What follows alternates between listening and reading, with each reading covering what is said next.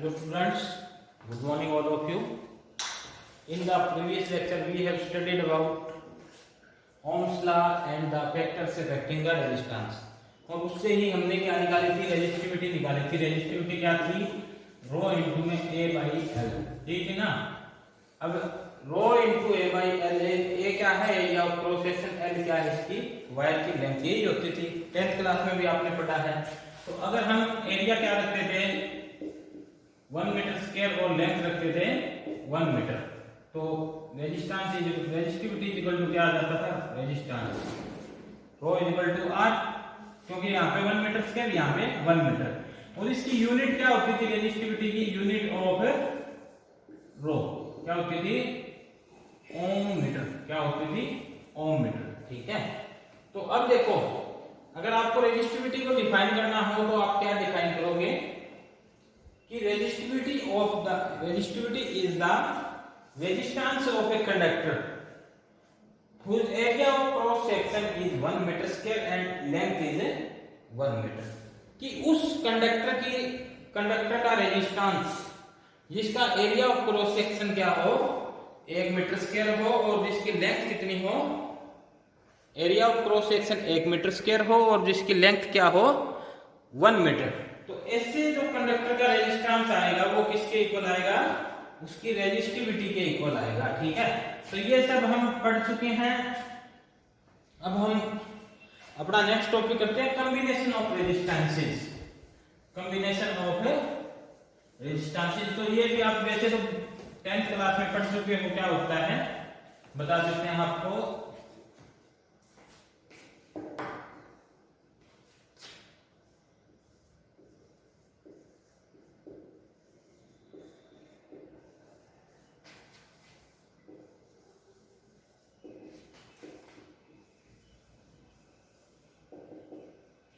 Resistances या resistors भी बोलते हैं. तो सबसे पहले दो तरीके होते हैं रेजिस्टेंसेस को कॉम्बिनेशन करने के. नंबर 1 क्या होता है, combination in series. Combination in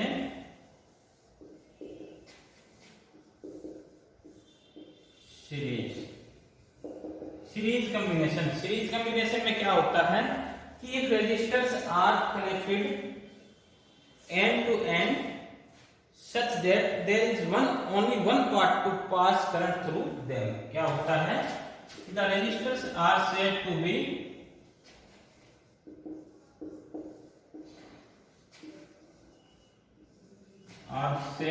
be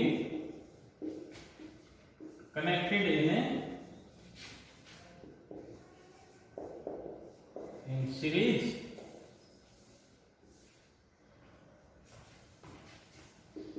if there is only one path. If there is only one path to pass current through them.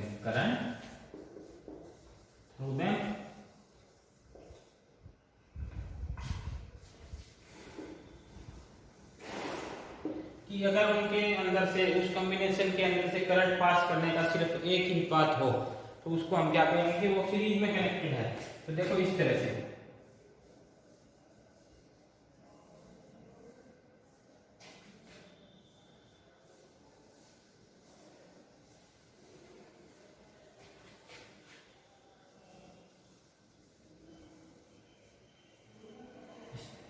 तो ये मान लो क्या है, रेजिस्टेंस फर्स्ट, ये सेकंड और ये थर्ड. अब इनके अंदर से करंट के पास होने का एक ही पाथ है. मतलब अगर यहां से करंट आई जा रहा है तो यहां से भी कितना पास होगा, आई, और यहां से भी कितना पास होगा, आई. सब जगह करंट क्या होगा, सेम. तो एक और भी डेफिनेशन हम ले सकते हैं कि the resistors are said to be connected in series if the current through each resistor is same. कि अगर सभी रेजिस्टर्स के थ्रू करंट क्या हो, सेम हो, तो हम क्या कहेंगे, सीरीज में कनेक्ट है. अब देखो इनका सीरीज कॉम्बिनेशन का रेजिस्टेंस किस तरह से निकालेंगे. तो हमें पता है इनका पोटेंशियल डिफरेंस क्या होगा, सबका अलग अलग होगा. क्या होगा, अलग अलग होगा. हम मान लेते हैं V1 V2 V3, V1 V2 V3. ठीक है.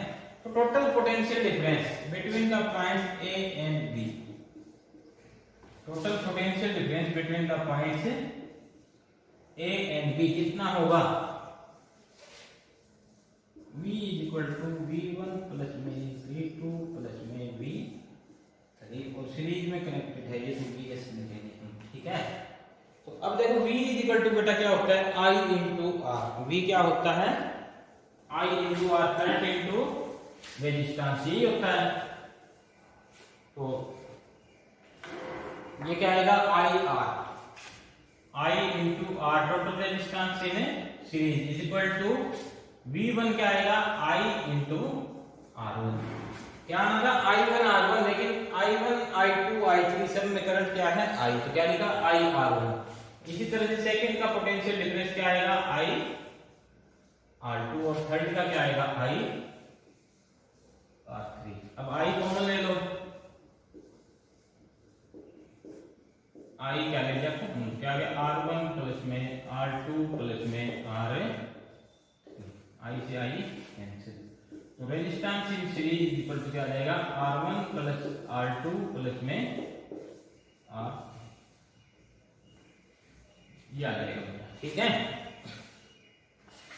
अब देखो अगर हम इनको रेजिस्टर्स को पैरेलल में कनेक्ट करते हैं, क्या करेंगे? पैरेलल में, तो सेकंड कॉम्बिनेशन कौन सा होगा? Resistors in parallel.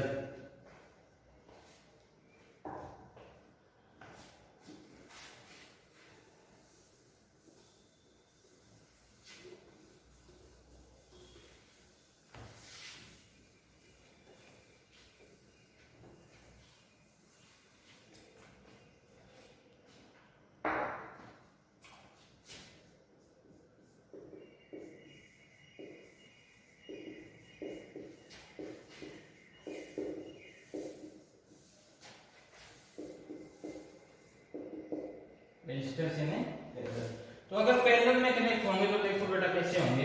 दो ही पॉइंट्स के बीच में होंगे। ये मान लो क्या है? ये क्या है? R1,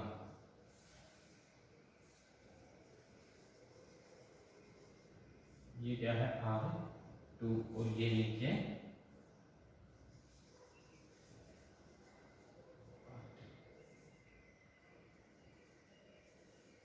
इन दो पॉइंट्स के बीच में ये कनेक्ट है A और B के बीच में। अब देखो बेटा क्या है कि मान लो यहां से करंट आ रहा है I, ठीक है, यहां से करंट I आ रहा है, ये रेजिस्टेंस क्या है? R1 R2 R3। अब ये करंट क्या होगा? यहां से इसके पास होने के तीन पाथ होंगे, यहां से भी करंट जाएगा, इसको मान लो I1, यहां से जाएगा, उसको मान लो I2 और इसको मान लो I3। यहाँ पे आगे फिर से इकट्ठा हो जाएगा ये,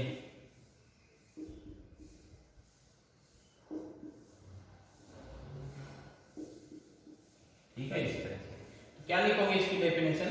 the resistors are said to be connected in parallel if there are more than one way to pass the electric current between two points. तो क्या लिखेंगे? The resistors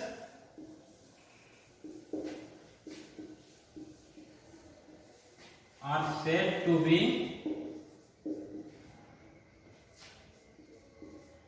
connected in a parallel between two points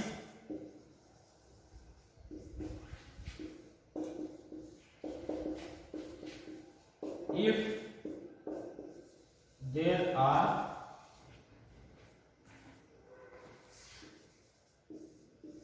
more than one path for the flowing of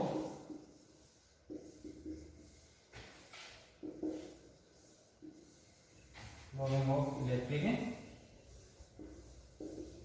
current, ठीक है, कि अगर electric current के flow करने के लिए एक से ज्यादा पाथ हो। अब देखो बेटा एक चीज और कि तीनों देखो ये कैपेसिटर, ये जो रेजिस्टेंस है ये भी किन पॉइंट्स के बीच में जुड़ा है? A और B के, ये भी A और B के और ये भी A और B के, तो तीनों के अलोंग पोटेंशियल डिफरेंस क्या होगा? सेम होगा। तो क्या लिखोगे ना? पोटेंशियल डिफरेंस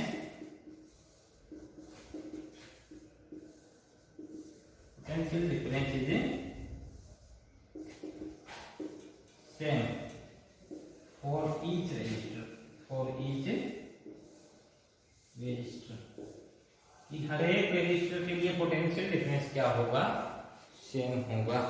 ठीक है, तो अब देखो बेटा ये करंट जा रहा है ना आई, ये कितने पार्ट में डिवाइड हो रहा है, I1 I2 I3। तो इसको देखो अब क्या आएगा, आई कितना में डिवाइड हो रहा है, I1 प्लस में I2 प्लस में I3। अब I इक्वल टू क्या होता है बेटा, V बाई आर। क्या होता है, V बाई आर। तो इसको लिखो V बाई आर, लेकिन हम किस में निकाले हैं, पैरेलल में। इज इक्वल टू I1 को क्या लिख सकते हैं, V बाई आर 1, क्योंकि V क्या है, सबके लिए सेम है। तो इसमें करंट कितना फ्लो कर रहा है, potential difference divide by resistance, तो ये आ गया I1। इसमें कितना करेगा, V बाई R2, और इसमें कितना करेगा, V बाई R3। तो इसका क्या आएगा, V बाई R2, और इसका क्या आएगा, V बाई R3। V निकाल लो common, 1 by RP is equal to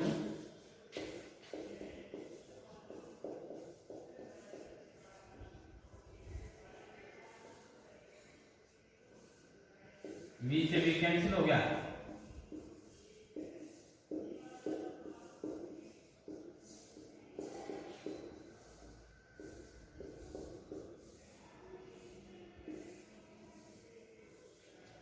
ये आ गया बेटा 1 बाई R1 प्लस में 1 बाई R2 प्लस में R1 बाई R3। तो ये तो हमारा हो गया कॉम्बिनेशन ऑफ रेजिस्टेंसेस। अब हम पढ़ेंगे आगे सेल के बारे में, सेल क्या होता है, इसका ईएमएफ क्या होता है। ठीक है, तो सेल तो सबको पता है, आपको क्या होता है, व्हाट इज ए सेल,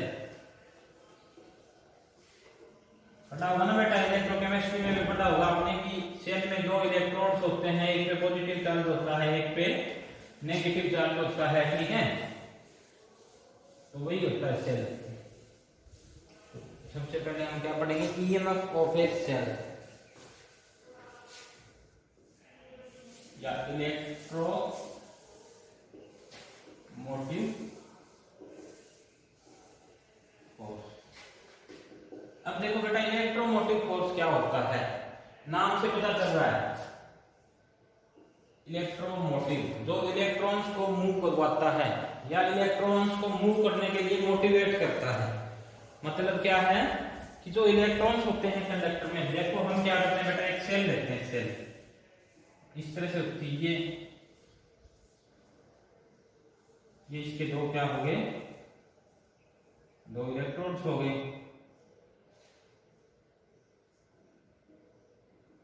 ये इलेक्ट्रोलाइट होता है ना।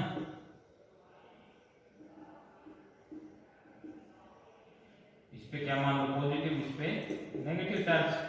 अब देखो जब हम इसको किसी एक्सटर्नल सर्किट से जोड़ते हैं,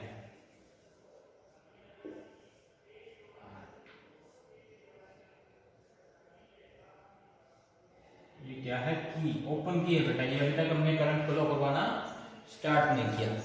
तो जब हम अब ये पॉजिटिव ये नेगेटिव, जैसे ही सर्किट हम क्लोज करेंगे, जैसे ही सर्किट को हम क्लोज करेंगे, तो ये नेगेटिव चार्ज क्या करेगा, इलेक्ट्रॉन्स के क्या करेगा, रिपेल करेगा, और ये पॉजिटिव इलेक्ट्रॉन्स को क्या करता है, अट्रैक्ट करता है। तो एक फोर्स लग रहा है, एक फोर्स लग रहा है जिससे इलेक्ट्रॉन्स क्या कर रहे हैं, मूव कर रहे हैं। तो जिस फोर्स की वजह से इलेक्ट्रॉन्स मूव करते हैं या जिस फोर्स की वजह से चार्ज मूव करता है, उस फोर्स को हम क्या बोलते हैं, इलेक्ट्रोमोटिव फोर्स। तो the force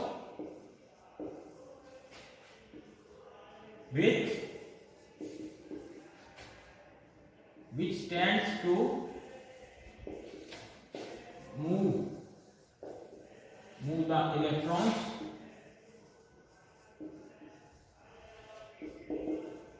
in the circuit is known as electromotive force।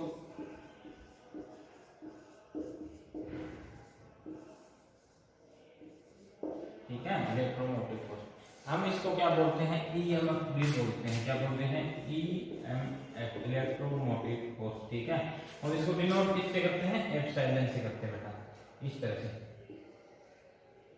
ठीक है, अब देखो ये एक्चुअल में होता किसके इक्वल है, अब जब हमने करंट फ्लो करवाना स्टार्ट कर दिया, करंट की डायरेक्शन क्या होगी, ये होगी, ये होगी ना। तो करंट फ्लो करना स्टार्ट करेगा, कुछ जो हमने सर्किट ऐड किया उसके अंदर रेजिस्टेंस होगा या कुछ और कोई डिवाइस होगी, उसकी वजह से कुछ क्या आएगा, क्या आएगा, रेजिस्टेंस भी आएगा। तो हमने डायरेक्ट रेजिस्टेंस दिखाया यहाँ पे। तो रेजिस्टेंस की वजह से देखो बेटा क्या होता है कि ये रेजिस्टेंस क्या करता है, इसका अपोज करता है। तो अगर हम रेजिस्टेंस या फ्लोइंग सर्किट जिसमें करंट फ्लो कर रहा हो उस सर्किट का हम अगर देखें फोर्स मेजर करेंगे तो एक्यूरेट नहीं होगा। इसलिए क्या है कि जो मैक्सिमम फोर्स लगता है इस इलेक्ट्रॉन को मूव करवाने के लिए वो कब लगेगा, जब क्या होगा, सर्किट ओपन होगी और कोई करंट फ्लो नहीं कर रहा होगा। तो उसको जिस टाइम सर्किट क्या है ओपन, उस टाइम इन दोनों के बीच में जो पोटेंशियल डिफरेंस है इलेक्ट्रोड्स के बीच में, उसको हम क्या बोलेंगे, इलेक्ट्रोमोटिव फोर्स बोलेंगे। तो क्या लिखेंगे, the EMF is equals to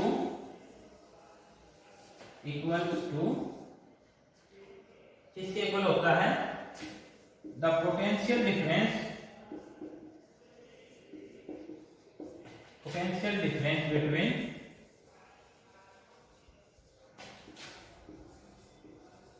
between two electrodes of a cell, when the circuit is open,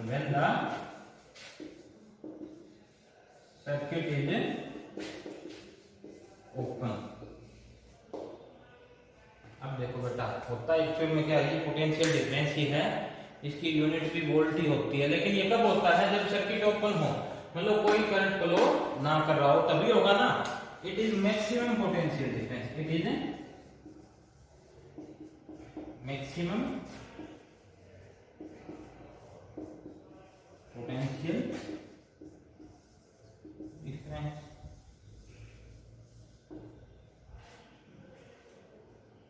ठीक है बेटा। तो देखो एक बार फिर बता रहा हूं कि जब सर्किट ओपन होती है तो इनके बीच में मैक्सिमम होगा पोटेंशियल डिफरेंस, उसी को क्या बोलते हैं, हम ईएमएफ बोलते हैं। जैसे ही सर्किट को क्लोज करेंगे, क्लोज करेंगे तो क्या है, कुछ ना कुछ क्या लगेगा, इस करंट के फ्लोइंग में अपोज होता है, रेजिस्टेंस की वजह से होता है ना। इस वजह से इलेक्ट्रॉन्स पे फोर्स क्या लग पाएगा, इनकी वजह से कम लग पाएगा। ठीक है, तो उसको हम क्या कहते हैं, उसको हम कहते हैं टर्मिनल पोटेंशियल डिफरेंस। जब करंट फ्लो कर रहा होता है और इस बैटरी के टर्मिनल्स के बीच में हम पोटेंशियल डिफरेंस मेजर करते हैं, तो उसको हम क्या बोलते हैं, टर्मिनल पोटेंशियल डिफरेंस। तो उसके बारे में भी हम पढ़ लेते हैं क्या होता है। इंटरनल रेजिस्टेंस के बारे में भी पढ़ेंगे, ठीक है।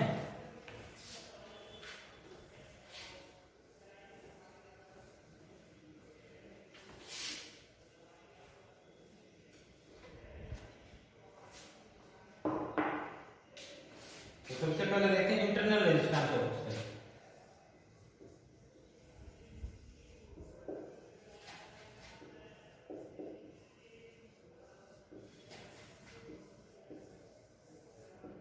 इंटरनल रेजिस्टेंस ऑफ से किससे डिनोट करते हैं, इसको स्मॉल आर से करते हैं, स्मॉल आर से। तो इंटरनल रेजिस्टेंस आपको नाम से पता चल रहा है कि जो बैटरी के अंदर का रेजिस्टेंस होता है वो, और अंदर का किसकी वजह से होगा, इलेक्ट्रोलाइट की वजह से। किसकी वजह से होता है बेटा, इलेक्ट्रोलाइट की वजह से। क्योंकि क्या है देखो,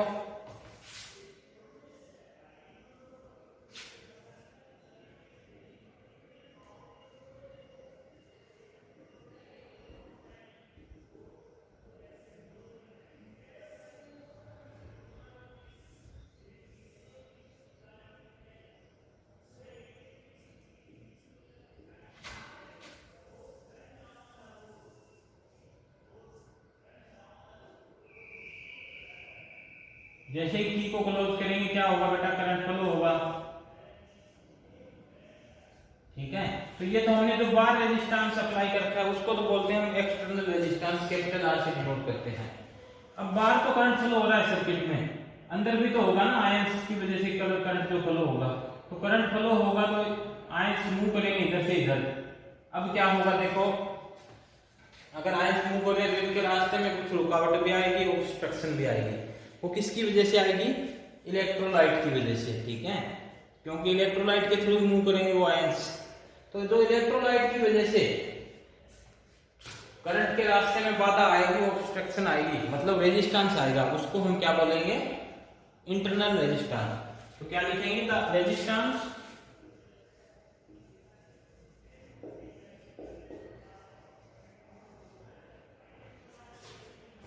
of a cell due to its electrolyte is known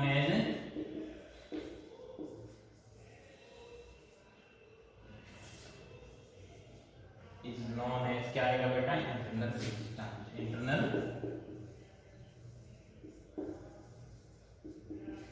resistance, ठीक है। इट इज डिनोटेड बाई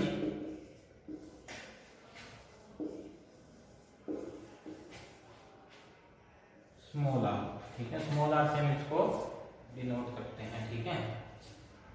अब देखो एक होता है टर्मिनल पोटेंशियल डिफरेंस। टर्मिनल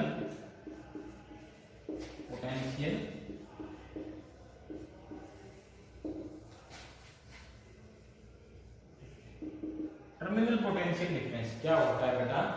कि जो मैंने अभी भी बताई थी कि जब करंट फ्लो नहीं हो रहा होता तो उनके इलेक्ट्रोड्स के बीच में मैक्सिमम पोटेंशियल डिफरेंस होता है, उसको हम बोलते हैं ईएमएफ। लेकिन जब करंट फ्लो होता है उस टाइम जो इलेक्ट्रोड्स के बीच में पोटेंशियल होता है उसको हम क्या बोलेंगे? Terminal potential difference. जो हमने पहले पढ़ा था V वाला, क्या था? Potential difference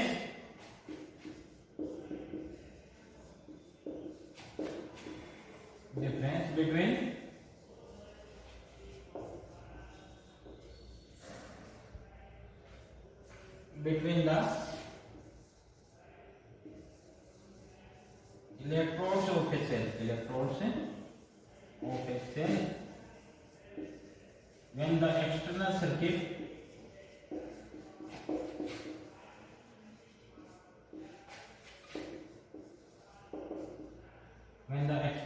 is closed। मतलब क्या बेटा? कि जब एक्सटर्नल सर्किट क्लोज हो, मतलब क्या है? करंट फ्लो हो रहा होगा, current is flowing through the external circuit, current is going, current is flowing through the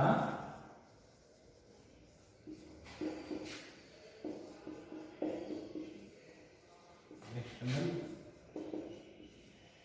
circuit, ठीक है।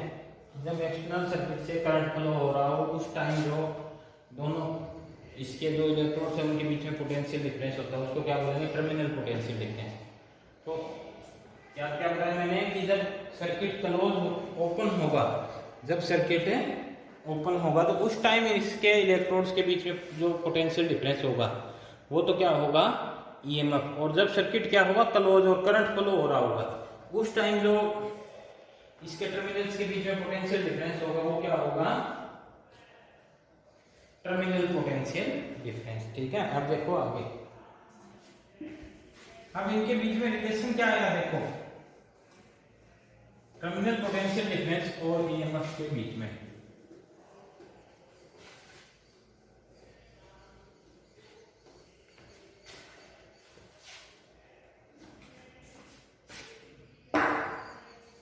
अब देखो बेटा, जब की क्या थी? ओपन थी, की ओपन थी, मतलब कोई करंट फ्लो नहीं हो रहा था, उस टाइम कितना पोटेंशियल डिफरेंस था? ईएमएफ, ठीक है। अब देखो जैसे ही की क्या की हमने? क्लोज की, करंट क्या करने लगा? फ्लो करने लगा। कितना करंट फ्लो करने लगा? आई, ठीक है, ठीक है बेटा। तो देखो अब देखो करंट फ्लो कर रहा है तो जो टोटल ईएमएफ होगा, टोटल जो ईएमएफ या टोटल पोटेंशियल डिफरेंस होगा वो क्या होगा? बाहर का पोटेंशियल डिफरेंस माइनस प्लस में अंदर का पोटेंशियल डिफरेंस। अब बाहर का क्या होगा बेटा? I इंटू आर, क्या होगा? I इंटू आर, प्लस में अंदर का क्या होगा? अंदर भी I, करंट तो आई रहेगा और रेजिस्टेंस कितना है इसका इंटरनल आर, तो इसका आई स्मॉल आर, ठीक है। तो देखो अब ये बार वाला जो आई आर जब करंट फ्लो हो रहा होता है तो करंट इनटू पोटेंशियल डिफरेंस क्या बोलते हैं हम, टर्मिनल पोटेंशियल डिफरेंस होता है ना हमारा, तो इसको हम लिखेंगे V, ठीक है। E equal to V plus में आई आर, ठीक है। अब V इक्वल टू क्या आ जाएगा बेटा, एप्सिलॉन माइनस आई, ठीक है, एप्सिलॉन माइनस आई। ये कब होता है, जब करंट क्या कर रहा हो, फ्रॉम पॉजिटिव टू नेगेटिव बार की एक्सटर्नल सर्किट में करंट फ्लो कर रहा होता है, ठीक है। तो this is the relation between terminal potential difference and EMF, ठीक है। इसी के बेस पे हम आगे कुछ टॉपिक्स करेंगे, ठीक है। तो आगे हम क्या करते हैं, सबसे पहले combination of two cells in series, combination of two cells in series.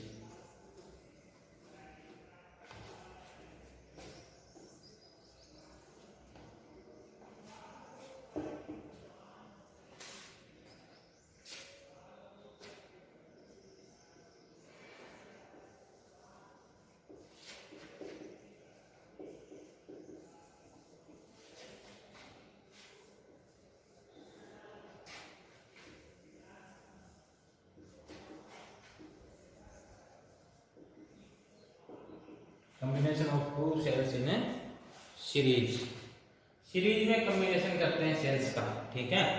तो मान लो ये है एक सेल,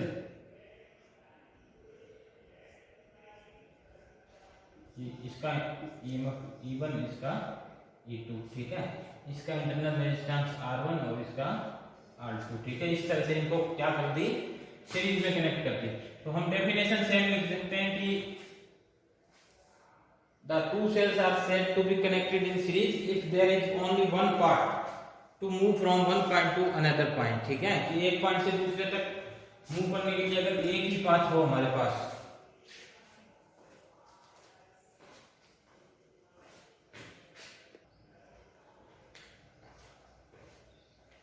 देखो बेटा क्या है, इस सीरीज में कंबाइन कर रहे हैं,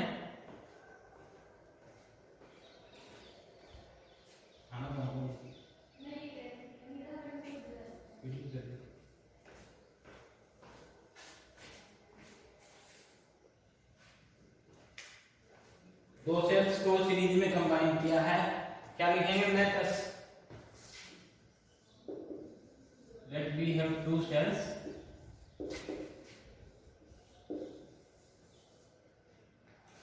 having EMF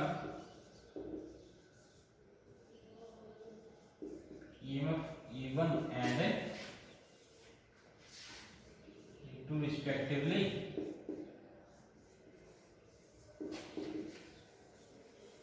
having internal resistance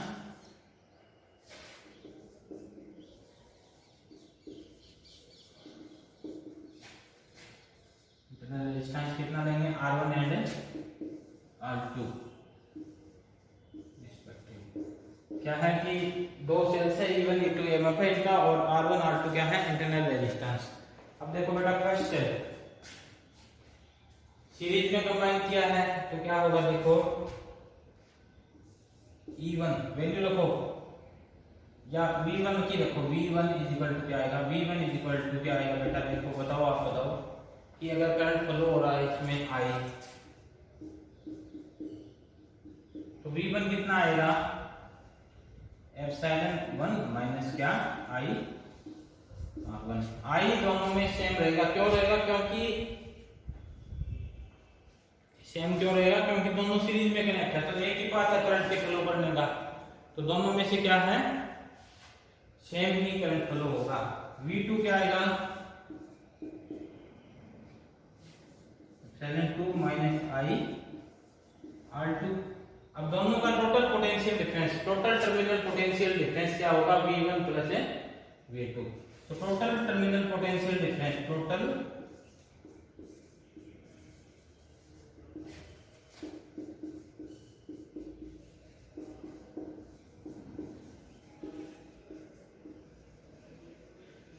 क्या आएगा देखो, V1 प्लस में V2 इज इक्वल टू क्या आएगा देखो, V is equal to V1 plus V2 is equal to epsilon 1 plus में एप्सिलॉन 2 माइनस I कॉमन आ जाएगा और I R1 प्लस में R2। ठीक है, अब देखो V इक्विवेलेंट, इसको इक्विवेलेंट लिखेंगे, V equivalent is equal to epsilon 1 plus में एप्सिलॉन 2 माइनस I और R1 प्लस में R2। अब देखो ये क्या है, इक्विवेलेंट ईएमएफ और ये क्या है, इक्विवेलेंट रेजिस्टेंस। मतलब दोनों से इनको कंबाइन करने के बाद जो टोटल इक्विवेलेंट ईएमएफ आएगा वो क्या आएगा, E1 प्लस में E2। तो equivalent EMF is equal to epsilon 1 plus में एप्सिलॉन 2 और equivalent resistance is equal to क्या आएगा बेटा, R1 प्लस में R2। ये आ जाएगा आपका। ठीक है, अब हम क्या करेंगे, नेक्स्ट टॉपिक करेंगे।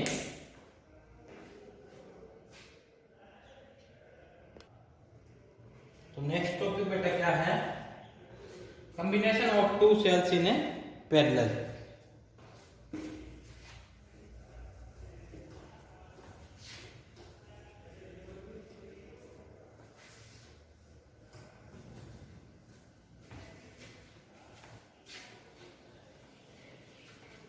Combination of two cells in a parallel, पहले किस में किया था हमने, सीरीज में, अब किस में करेंगे, parallel.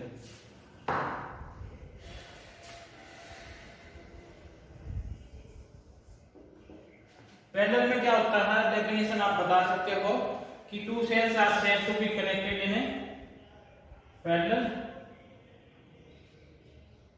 If there are more than one ways to pass current through them between a two points. ठीक है, इस तरह से ये क्या है, cell first with EMF E1 and internal resistance R1। ये क्या है, cell with EMF E2 and internal resistance R2।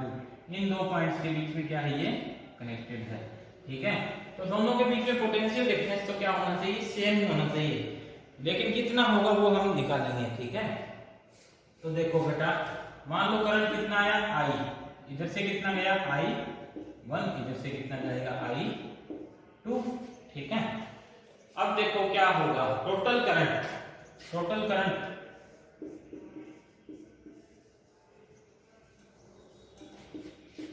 I equal to क्या होगा बेटा, I1 प्लस में I2, I1 प्लस में I2। ये वैल्यू देखो, I1 की कितनी वैल्यू होगी, I2 की कितनी वैल्यू होगी, तो I1 और I2 की वैल्यू रखो। तो I1 देखो बेटा, इसमें क्या आएगा, तो V इज इक्वल टू क्या होता है, एप्सिलॉन माइनस I, आगे के बाद ना मैंने, तो इसका क्या होगा, V is equal to epsilon 1 minus I1 R1। यही आएगा ना, V तो दोनों का सेम है V। अब सेकंड वाली सेल के लिए, नीचे वाली के लिए क्या आएगा, एप्सिलॉन 2 माइनस I2 R2, ये आएगा। अब I1 और I2 की वैल्यू निकालना है यहां से, तो I1 की क्या आएगी, इज इक्वल टू क्या आएगी बताओ बेटा, एप्सिलॉन 1 माइनस V अपॉन में R1। यही आएगी, क्यों, देखो I1 R1 इधर आके प्लस का हो गया, V इधर आके माइनस का हो गया, तो क्या आ गया, E1 माइनस V, और R1 मल्टीप्लाई में तो ये इनके नीचे आ जाएगा। ठीक है, इसी तरह से I2 की क्या वैल्यू आएगी, एप्सिलॉन 2 माइनस V अपॉन में R2। ये आएगी, निकाल लेना आप, अगर नहीं समझ आए तो मेरे से पूछ लेना। तो ये वैल्यू यहाँ पे रखो, तो I इक्वल टू क्या आएगा, epsilon 1 minus V by R1 plus में epsilon 2 minus V by R2। ठीक है, अब इनको थोड़ा सा एक्सपेंड कर दो, तो क्या आएगा, एप्सिलॉन 1 बाई R1। ठीक है, माइनस V बाई R1। ठीक है, प्लस एप्सिलॉन 2 बाई R2 और माइनस V बाई R2। अब देखो बेटा v वाली टर्म्स इकट्ठी कर लो, v कॉमन निकाल के तो क्या आएगा, और बाकी ये क्या कर लिखेंगे हम, एप्सिलॉन 1 r1 प्लस में एप्सिलॉन 2 r2, ठीक है, और माइनस v कॉमन निकाल लो, अंदर क्या बचेगा 1 बाई r1 प्लस में 1 बाई r2, ये आ गया, और इधर क्या है अपने पास में i, ठीक है। अब इसको आगे सोल्व करो, v की वैल्यू निकालनी है ना अपने को, v की निकालनी होती है, v equal to epsilon minus I R होता है। तो इस टर्म को उस साइड ले जाओ तो क्या आ जाएगा, v इंटू में 1 by r1 into 1 by r2 is equal to r1 r2 LCM आ जाएगा, इस क्रम में r1 r2 क्या आ जाएगा एलसीएम, r1 r2 क्या आएगा e1 r2 प्लस में e2 r, यही आएगा ना, क्या आएगा बेटा एप्सिलॉन 1 r2 प्लस में एप्सिलॉन 2 r1 माइनस क्या आएगा i, ठीक है। अब ये टर्म इधर क्या है मल्टीप्लाई में, इसको भी थोड़ा सा खोल लेते हैं, इनका एलसीएम ले लेते हैं, नीचे एलसीएम क्या आएगा r1 r2, ऊपर क्या आएगा r1 प्लस r2, ठीक है, इज इक्वल टू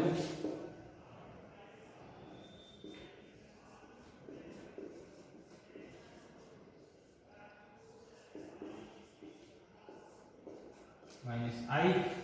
अब ये टर्म इधर मल्टीप्लाई में उधर जाके क्या हो जाएगी डिवाइड में, तो डिवाइड में करेंगे तो r1 r2 ऊपर चला जाएगा, ये r1 प्लस r2 नीचे, तो देखो क्या आएगा b इक्वल टू क्या आ जाएगा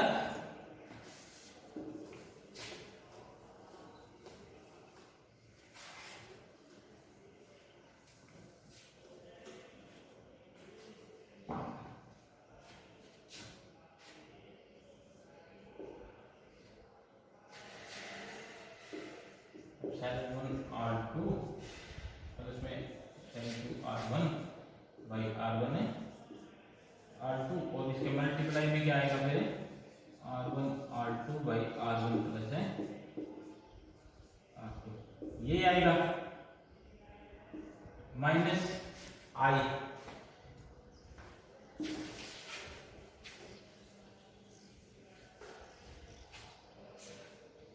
माइनस i इंटू में r1 r2 by r1 plus में r2, ठीक है। अब ये r1 r2 क्या हो जाएगा कैंसिल, तो देखो क्या बचेगा b is equal to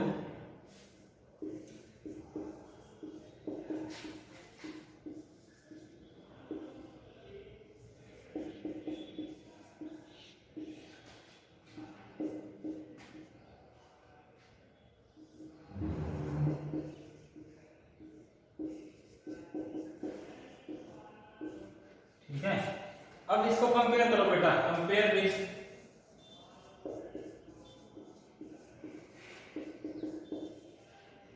v equal to EMF equivalent minus i r, ठीक है। तो E इक्विवेलेंट की वैल्यू आपको पता चल गया कितनी आ जाएगी, क्या आ जाएगी is equal to E1 r2 plus में E2 r1 by r1 plus में r2, और R इक्विवेलेंट की क्या आ जाएगी r1 r2 by r1 plus में r2, ठीक है। तो ये थे हमारे बेटा combination of two cells in a parallel, ठीक है। तो यहाँ तक किसी को कोई डाउट हो तो आप मेरे को मैसेज करके पूछ सकते हो। अब हम करते हैं नेक्स्ट टॉपिक।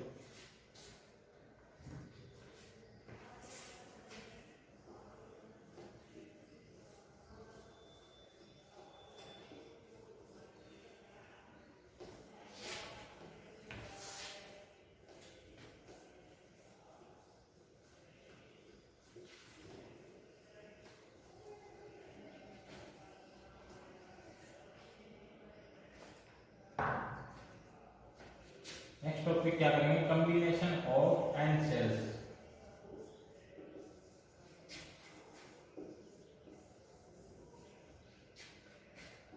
ठीक है, and cells in series and in parallel. ठीक है, तो सबसे पहले देखो इन सीरीज,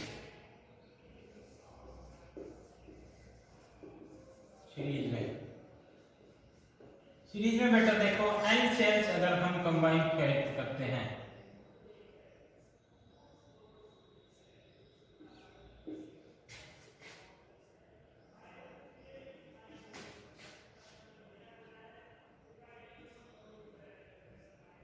इस तरह से, ठीक है, E1 और अप टू एप्सिलॉन n, ठीक है। ये तो इसमें हमने जो पहले पढ़ा था, इसमें ईएमएफ इक्विवेलेंट क्या आती थी, E1 प्लस में E2 प्लस में 2 के लिए 2 थी, तो n तक के लिए क्या आ जाएगी, अप टू n।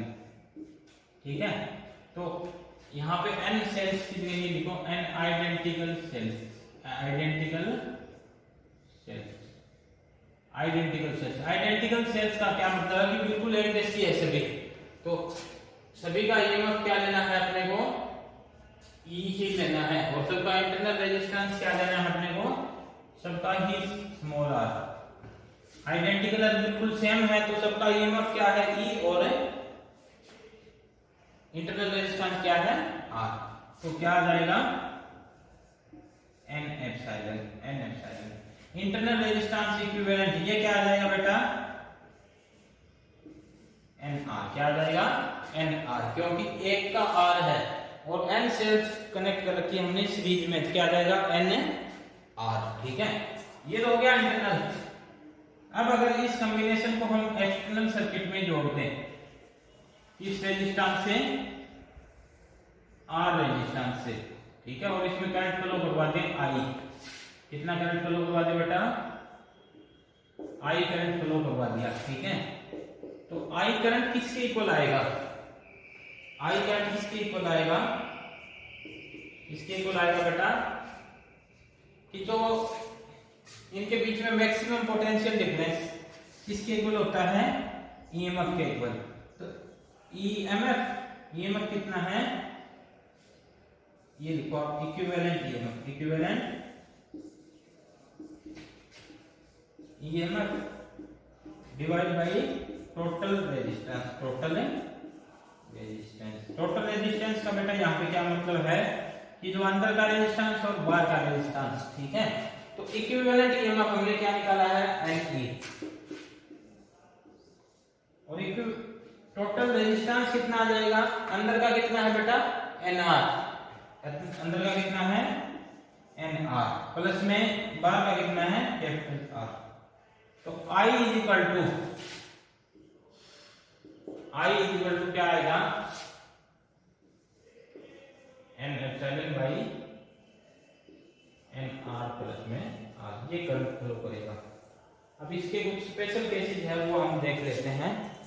तो पहला क्या है कि इफ, स्पेशल केसेस में क्या है बेटा,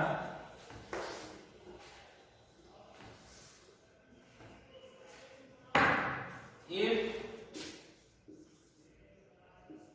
R is much less than NR, कि अगर R क्या हो, NR से बहुत कम हो, तो उस केस में क्या होगा, R को हम क्या कर देंगे, नेग्लेक्ट कर सकते हैं। R can be neglected. ठीक है, तो I इज इक्वल टू क्या आ जाएगा फिर, n epsilon by NR, n से n कैंसिल, क्या आ जाएगा बेटा, epsilon by R। Second case क्या है, if NR is much less than capital R, if NR is much less than capital R, then NR can be neglected, NR can be